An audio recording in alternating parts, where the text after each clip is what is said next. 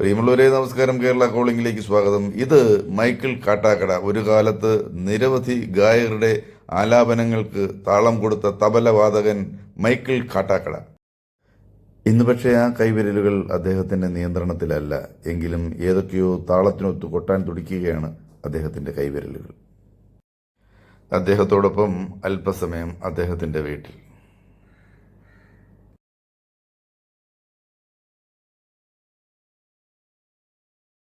അസാധ്യ കലാകാരൻ. ഇന്ന് അദ്ദേഹത്തിന് ആരോഗ്യ ചില പ്രശ്നങ്ങളൊക്കെ ഉണ്ട്. അസാധ്യമായൊരു ഇത് കണ്ടോ, തബല കാണുമ്പോൾ നിങ്ങൾക്ക് അറിയാം. തബലവാദകനായിരുന്ന ഒരു ഗംഭീരമായിട്ട് വായിച്ചുകൊണ്ടിരുന്ന പ്രശസ്തരായ പല ഗായകരോടൊപ്പവും സ്വദേശത്തും വിദേശത്തും തബല വായിച്ചിട്ടുള്ള മൈക്കിൾ കാട്ടാക്കട. അദ്ദേഹം ഇന്നിപ്പോൾ വായനയിൽ നിന്നൊക്കെ പിൻവാങ്ങി ഒരു വിശ്രമ ജീവിതമാണ്. അല്പം ആരോഗ്യ പ്രശ്നങ്ങളൊക്കെ ഉണ്ട്. പക്ഷേ നമുക്ക് അദ്ദേഹത്തിനെ ഒന്ന് കാണാതെ എങ്ങനെയാണ് മുന്നോട്ട് പോകാൻ പറ്റുക? മൈക്കിൾ ചേട്ടാ നമസ്കാരം. ഓക്കെ, ഹാപ്പിയാണ്. ഞങ്ങളിങ്ങനെ കാട്ടാക്കട വഴി സഞ്ചരിച്ചു. ഇനി അടുത്ത സ്ഥലത്തേക്ക് പോകും. അപ്പോൾ മൈക്കിളേട്ടനെ പോലെ പല കലാകാരന്മാർ ഇവിടെ ഉണ്ട്. എങ്കിലും സീനിയർ ആയിട്ടുള്ള മൈക്കിളേട്ടനൊന്ന് കണ്ട് സംസാരിച്ചിട്ട് പോകാമെന്ന് വിചാരിച്ചു. ഇപ്പോൾ ആരോഗ്യം വളരെ മോശമാണ്. ആരോഗ്യം ഇച്ചിരി മോശമാണ്. പക്ഷേ ഈ അടുത്ത് മാർക്കോസുമായിട്ട് ഒരു സ്റ്റേജ് കയറി വായിച്ചു. നമ്മുടെ നാട്ടിലൊരു പ്രോഗ്രാമാണ് കാട്ടാക്കട. അപ്പോൾ മാർക്കോസിൻ്റെ കൂടെയാണ് ഞാൻ പ്രൊഫഷണൽ ഗാനമേള ടീം തുടങ്ങിയത്. അദ്ദേഹത്തിനോടൊപ്പം ആദ്യം വായിച്ചു തുടങ്ങിയത് പ്രൊഫഷണൽ.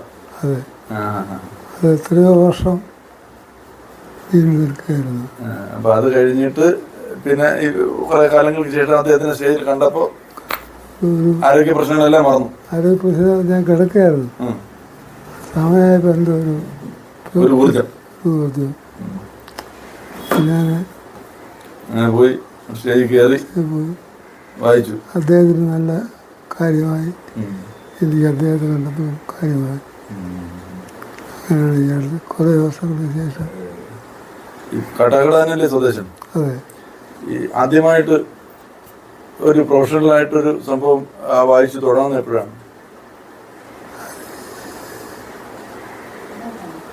78 78 ഞങ്ങൾ ഓടി നടക്കുക. അന്ന് തബല വായിച്ചു തുടങ്ങിയതാണ്. ഇപ്പൊ ശരിക്കുള്ള ആരോഗ്യ പ്രശ്നം എന്താണ്? ഇപ്പൊ എന്ത് അസുഖമാണ് ഇപ്പൊ? പാർക്കിൻസൺ. അതിന്റെ ഒരു വർഷങ്ങളായി തുടങ്ങിയിട്ട് ഞാനത് അറിഞ്ഞപ്പോൾ ലേറ്റായി പോയി. ട്രീറ്റ്മെന്റിലാണ്. പാർക്കിൻസൺ ഒരു പരിധി കഴിയുമ്പോഴത്തേ പിന്നെ നമ്മൾ അതിന് തടഞ്ഞു നിർത്തുക എന്നുള്ളത് മാത്രമേ ഉള്ളൂ അല്ലേ? മുമ്പോട്ട് അറ്റാക്ക് വന്നു, ഹാർട്ട് അറ്റാക്ക്. അപ്പോൾ രണ്ടിൻ്റെ മരുന്ന് കഴിച്ചുകൊണ്ടിരിക്കുകയാണ്. കുടുംബം, ഭാര്യ, മക്കൾ? ഭാര്യ മ്യൂസിക് ടീച്ചറാണ്. ടീച്ചറായിട്ട് റിട്ടയർ ചെയ്തു. 31 വർഷം ചെങ്ങന്നൂർ തിരുവനന്തപുരം LP സ്കൂളിൽ 31 വർഷത്തെ സേവനം മതിയാക്കി വീട്ടിലുണ്ട്. മക്കൾ? 2 മക്കൾ. Aneesha S Michael, Manisha S Michael. അവര് രണ്ടുപേർക്കും സംഗീതത്തോടുള്ള അഭിമുഖ്യം എങ്ങനെയാണ്? കുഴപ്പമില്ലാതെ ഉണ്ട്. മൂത്തയാൾ ആദ്യം പോലെ ഒരു പിന്നോട്ട് പോകാണ് സംഗീതത്തിൽ. ഇളയാളെ കുറച്ച് മുമ്പോട്ട് പോകാൻ താല്പര്യം. എന്റെ പാതയിലേക്ക് വന്നത് സഹോദരിയുടെ മകനാണ്. അതെ, ജെയിൻ. തബല. ജോയിയുണ്ട്. അപ്പോൾ ഈ ആദ്യകാലത്ത് ആരുടെ കൂടെയൊക്കെ വായിച്ചു? ഇപ്പോൾ മാർക്കോസ് ചേട്ടൻ്റെ കൂടെയാണ് തുടങ്ങിയത്. അന്ന് ജീവിച്ചിരുന്ന എല്ലാ പാട്ടുകാരോടും ഇപ്പോൾ ഗാനമേളയാണ്. ആരൊക്കെയാണ് എന്നാലും വേണം പേര് പറഞ്ഞ? മാർക്കോസ്, യേശുദാസ്, SP ബാലസുബ്രഹ്മണ്യം, ചിത്ര, മനു, MG ശ്രീകുമാർ തുടങ്ങി ചിത്ര, ജയചന്ദ്രൻ, എല്ലാ ഗായകരോടും പാടി. എല്ലാവരോടും. ഇപ്പോൾ ഇങ്ങോട്ട് വന്ന യുവ തലമുറയിൽപ്പെട്ട നജീബ് വർഷാദ്. നജീബ് വർഷാദിന്റെ കൂടെയും വായിച്ചു. അങ്ങനെ പറയാം. യേശുദാസ് തുടങ്ങി നജീബ് വർഷാദ് വരെ എന്ന് പറഞ്ഞു കഴിഞ്ഞാൽ എല്ലാമായി ഏറെക്കുറെ അല്ലേ? എല്ലാ പല തലമുറയിൽപ്പെട്ടവരായി. ഉദ്ദേശം എത്ര സ്റ്റേജ് പോയിട്ടുണ്ടോ? അത് കണക്കില്ല. വിദേശത്തൊക്കെ ധാരാളം ഷോകളിൽ പോയിട്ടുണ്ട്. 8 പ്രാവശ്യം അമേരിക്കയിൽ. അമേരിക്കയിൽ 8 പ്രാവശ്യം പോയി. ദുബായിൽ കണക്കില്ല. ദുബായിലൊരു 500 പ്രാവശ്യം പോയിരുന്നു. ഇപ്പൊ ഒരു തബല കയ്യിൽ കിട്ടി ഇപ്പൊ വായിക്കൂ? വളരെ കഷ്ടമാണ് വായിക്കാൻ വളരെ കഷ്ടമാണ്. എങ്കിലും ഒരു ആവേശം തോന്നിയ ഒരു ഒന്നും എടുക്കാൻ പറ്റും. എന്തായാലും വേണ്ട. ഇപ്പോൾ ശരിക്കും പറഞ്ഞാൽ മനസ്സിലായല്ലോ, ഒരു കലാകാരൻ അദ്ദേഹത്തിന്റെ നല്ല സമയത്ത് ചെയ്യാൻ പറ്റുന്നതെല്ലാം അദ്ദേഹത്തിന്റെ എല്ലാ മ്യൂസിക് ഡയറക്ടേഴ്സിനും കൂടെയും റെക്കോർഡിങ്ങിലും വായിച്ചിട്ടുണ്ട്. അതെ. ഈ സ്റ്റേജിൽ വായിക്കുന്ന പോലും റെക്കോർഡിങ്ങിൽ സക്സസ് ആവത്തില്ല. റെക്കോർഡിംഗ് സ്റ്റുഡിയോയിൽ ഇരുന്ന് വായിക്കുന്ന പോലല്ല സ്റ്റേജിൽ ഇരുന്ന് വായിക്കുന്നത്. അങ്ങനെയുണ്ട്. ഇസ്ലാമിക സ്വാമി മുതൽ കാട്ടാക്കട ബാലകൃഷ്ണൻ വരെയുള്ള എല്ലാ ദക്ഷിണാമൂർത്തി സ്വാമി തുടങ്ങി ബാലകൃഷ്ണന്റെ അടുത്ത് വരെ എത്തിയിട്ടുണ്ട്. അതെ. ഇനിയും അങ്ങനെ എല്ലാ കലാഫീൽഡ് ശരിക്കും പറഞ്ഞാൽ നമ്മുടെ ഒരു പരിധിവരെയുള്ള എല്ലാ ആഗ്രഹങ്ങളും നമ്മൾ എല്ലാവരും ആരോടൊക്കെ വർക്ക് ചെയ്യണോ അതെല്ലാം നമ്മൾ സാധിച്ചിട്ടുണ്ട്. സാധിച്ചു. അല്ലേ? അത് കുറച്ച് കൂടിപ്പോയതെങ്കിലേ ഉള്ളൂ. അത് കൂടിപ്പോയെങ്കിലേ ഉള്ളൂ. അതെ.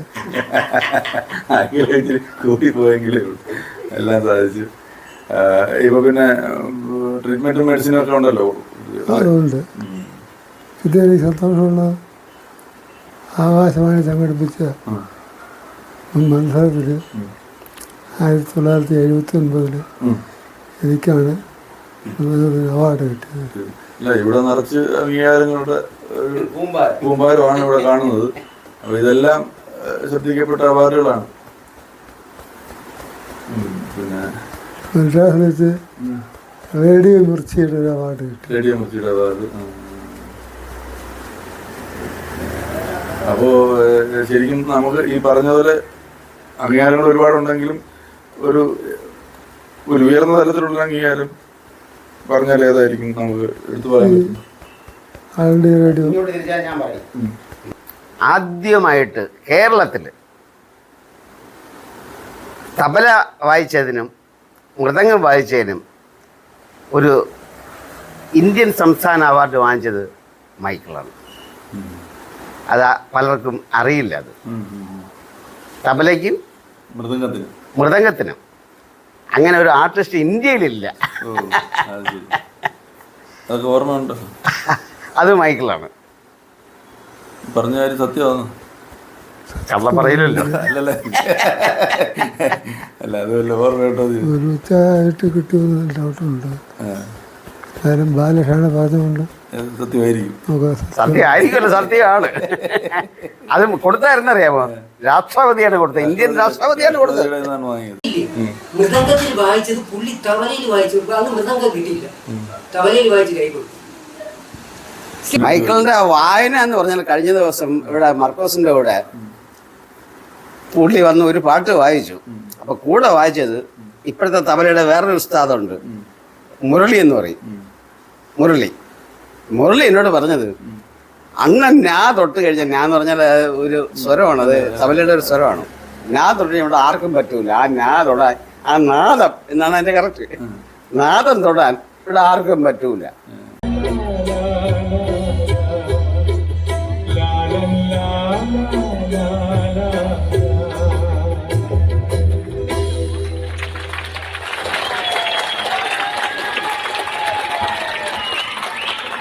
ഇവിടെ എന്താ ഞാൻ പറയുക, കാരണം ഇപ്പോഴും തനിക്ക് വായിക്കണം എന്നുള്ളൊരു ആഗ്രഹമാണ്. ഒത്തിരി ഒത്തിരി ഒത്തിരി സന്തോഷം മൈക്കിളെ. ഇതൊക്കെ എന്ന് പറഞ്ഞാൽ ജീനിയസ്, ലെജൻഡ് എന്നൊക്കെ പറയാം. അതെ. അത് ഒരു ഇത്രയും കാലം നിന്ന് ഇത്രയും പേരോടൊപ്പം പ്രവർത്തിക്കണമെങ്കിൽ അത് ചുമ്മാ അറിഞ്ഞാലും പറ്റൂ? അങ്ങനെ പറ്റൂല. അത് അതിനുള്ള കയ്യിൽ ആ സ്ഥാനം ഉണ്ടായിരുന്നു, ഇപ്പോഴും ഉണ്ട്. ഇപ്പൊ ഇച്ചിരി ആരോഗ്യമൊന്നും തളർത്തിയില്ലായിരുന്നെങ്കിൽ ഇപ്പോഴും അദ്ദേഹം തകർക്കുമായിരുന്നു. അത് ചില നിർഭാഗ്യങ്ങൾ, അത് നേരത്തെ അറിയാൻ കഴിഞ്ഞില്ല അസുഖത്തെ കുറിച്ച്. മ്യൂസിക് കോളേജിൽ പഠിച്ചു. സംഗീതത്തിൽ 7 വർഷം പഠിച്ചു. 7 വർഷം പഠിച്ചു തബല. ആണ് വേലക്കുട്ടി നേരെ കാര്യം ഞാൻ പറഞ്ഞത്. അന്ന് അവിടെ അധ്യാപകരൊക്കെ എവിടെ പഠിപ്പിച്ചത്? പ്രധാന ഗുരുനാഥൻ അമേരിക്കയിലൊക്കെ വിടുന്നത്. അതെയാണ്. മൃദംഗം. അദ്ദേഹത്തിനോടാണ് ഞാൻ വീട്ടിലിപ്പോൾ തുടക്കം കിട്ടുന്നത്. എല്ലാം ഭാഗ്യമായിരുന്നു. അതാണ് നമ്മൾ മനുഷ്യരുള്ള ഒരു സംഘടനക്കാരാണ് എന്നെ. ഇത് വെറുതെ അല്ല ഈ സംഭവങ്ങളൊക്കെ. ഇതിന്റെ അടിസ്ഥാനമായിട്ട് ഇത് പഠിച്ച് അത് ഗുരുക്കന്മാര് അതിനെ അത്രയ്ക്ക് അറിവുള്ള ഗുരുക്കന്മാര് പഠിപ്പിച്ചു. പിന്നെ നമ്മളുടെ ഒരു ഇതിനകത്തുള്ള നമ്മുടെ ഒരു സമർപ്പണം ഉണ്ടല്ലോ, ആ സമർപ്പണമാണ് നമ്മൾ തബലയിൽ ഇത്രയും ഉയരങ്ങളിൽ എത്തിച്ചത്. തബല മാത്രം മൃദംഗം മൃദംഗത്തിലും തബലയിലും പഠിച്ചത് മൃദംഗം മാത്രമേ പഠിച്ചു. മൃദംഗമാണ് പഠിച്ചത്. തബല അതിന് വായിക്കുന്നു. അതെ, കച്ചേരികളും വായിച്ചിട്ടുണ്ടായിരുന്നില്ല. അപ്പൊ അവരോട് അപ്പൊ അങ്ങനെ ഒരു വളരെ സമ്പന്നമായ ഒരു സംഗീത ജീവിതം ആണ് നയിച്ചത്. ഒന്നും ഒരു ദുഃഖിക്കാനോ വിഷമിക്കാനോ ഒന്നുമില്ല, നിരാശയുടെ ഒരു അടിസ്ഥാനമില്ല. ചെയ്യാവുന്ന കംപ്ലീറ്റ് ചെയ്തു കഴിഞ്ഞു എന്നാണ് ഞാൻ മനസ്സിലാക്കുന്നത്. അപ്പൊ ഇനി ആനന്ദിക്കുക, ഉള്ള ദിവസങ്ങൾ എന്നാണ് ഇനിയുള്ള ബാക്കിയുള്ള ജീവിതം നമ്മൾ സന്തോഷിക്കുക, ആനന്ദിക്കുക. നമുക്ക് കൊച്ചു കൊച്ചു സന്തോഷങ്ങൾ കടന്നു പോകുക അല്ലേ? അത് അതേ ഉള്ളൂ. പുള്ളിയാണെന്ന് പരിപാടിയല്ല. വീട്ടിലിരിക്കാൻ നേരമുണ്ട്. ഇപ്പൊ ഭാര്യയൊക്കെ കണ്ടിട്ടുണ്ട്. രണ്ടാമത്തെ ഈ പറഞ്ഞ 8 പ്രാവശ്യം അമേരിക്കയും 500 പ്രാവശ്യം ദുബായിലൊക്കെ പോകുന്ന ഭാര്യയൊക്കെ മറന്നുപോയിട്ട് എല്ലായിടത്തും വേറെ ഒരു വീട്ടിലും കയറി പോയിട്ടുണ്ടോ? പ്രോഗ്രാം കഴിഞ്ഞ് വന്നിട്ട് അങ്ങനൊന്നുമില്ല.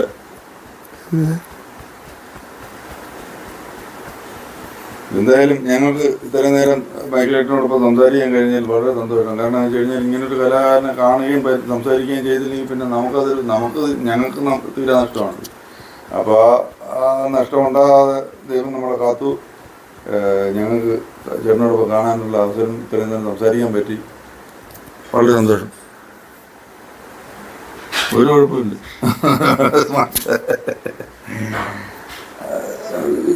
നമ്മൾ ചെയ്യാവുന്നത് ഒരു മേഖലയിൽ നമ്മൾ എത്തപ്പെടുകയും ആ മേഖലയിൽ നമ്മളത് അവിടെ തകർക്കുക എന്ന് പറയാം, തകർക്കുകയും ചെയ്യുക എന്ന് പറയാം. അങ്ങനെ ചെയ്ത ഒരു കലാകാരനോടൊപ്പമാണ് നമ്മളിരിക്കുന്നത്. നമുക്ക് ആ ഒരു ദൈവികത നമുക്കൂടെ കിട്ടുകയാണ്. നമുക്ക് നാളെ